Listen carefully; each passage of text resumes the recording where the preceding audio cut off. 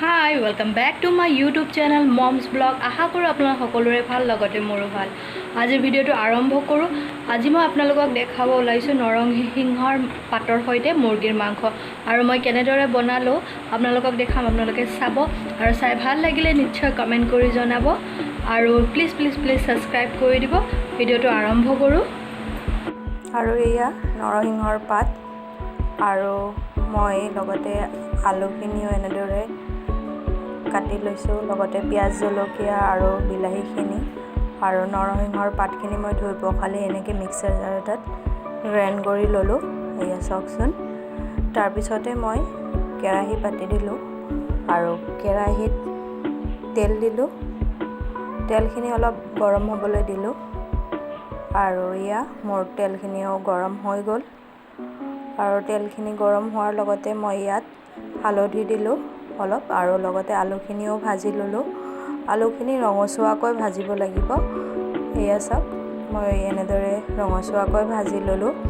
তাৰপিছতে মই সেইখিনি তেলতে আকৌ অকণমান গোটা গৰম মছলা দি দিলোঁ আৰু লগতে পিঁয়াজ জলকীয়াখিনি এনেদৰে অলপ কোমল হোৱাকৈ ভাজি ল'লোঁ আৰু তাৰপিছতে এয়া চাওকচোন, মোৰ পিঁয়াজখিনি ভাজি প্ৰায় হৈয়ে গ'ল আৰু ইয়াত মই মাংসখিনি দি দিলোঁ আৰু মাংসখিনি দি মই অলপ সময় লৰাই চৰাই এনেদৰে ভালকৈ ভাজি আছোঁ আৰু এনেদৰে ভাজি পেলাই প্ৰায় ৰঙচুৱা হোৱালৈ মই এনেদৰে ভাজিম।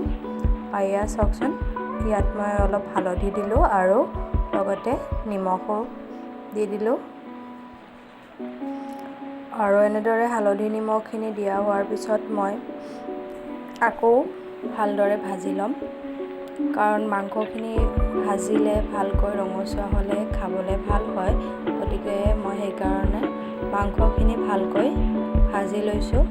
লগতে মই ইয়াত এতিয়া এবিধকৈ মছলাখিনিও দি ল'ম আৰু এয়া চাওকচোন, মই এনেদৰে ধনিয়াৰ গুড়ি আৰু লগতে জিৰাৰ গুড়ি অলপ দি ল'লোঁ আৰু এনেদৰে এবিধকৈ মই মছলাখিনি দি আছোঁ, চাই থাকিব।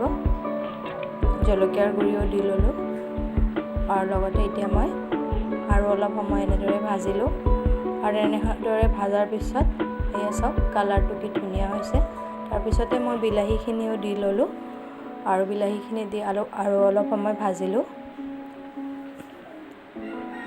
আৰু এনেদৰে অলপ ষ্টিম হ'বলৈ দি দিলোঁ আৰু ষ্টিম হোৱাৰ পিছত চাওকচোন, বিলাহীখিনিও প্ৰায় একদম কোমল হৈ গৈছে আৰু ইয়াত মই এতিয়া আগতে পিচি লোৱা নৰসিংহৰ পাতখিনি ঢালি দিলোঁ আৰু এনেদৰে ঢালি দি পেলাই মই আৰু অলপ সময় লৰাই দিলোঁ আৰু ইয়াত পানীখিনি অলপ কম হৈছে, গতিকে মই সেইকাৰণে আৰু অলপ পানী দি দিছোঁ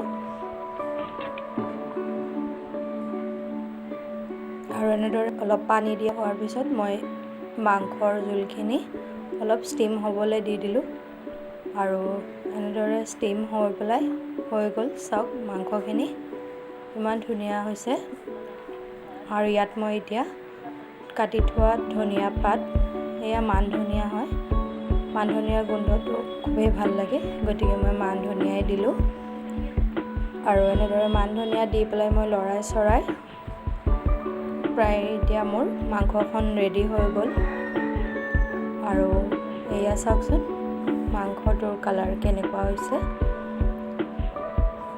মোৰতো খুবেই ভাল লাগিছে, আপোনালোকৰ কেনে পাইছে জনাব কমেণ্ট কৰি। আৰু এয়া মই নৰসিংহৰ পাতৰ সৈতে মুৰ্গীৰ মাংস ৰেডি হৈ গ'ল, গাৰ্নিচিং কৰি ল'লোঁ। ভাল লাগিলে নিশ্চয় ছাবস্ক্ৰাইব কৰিব। Bye bye.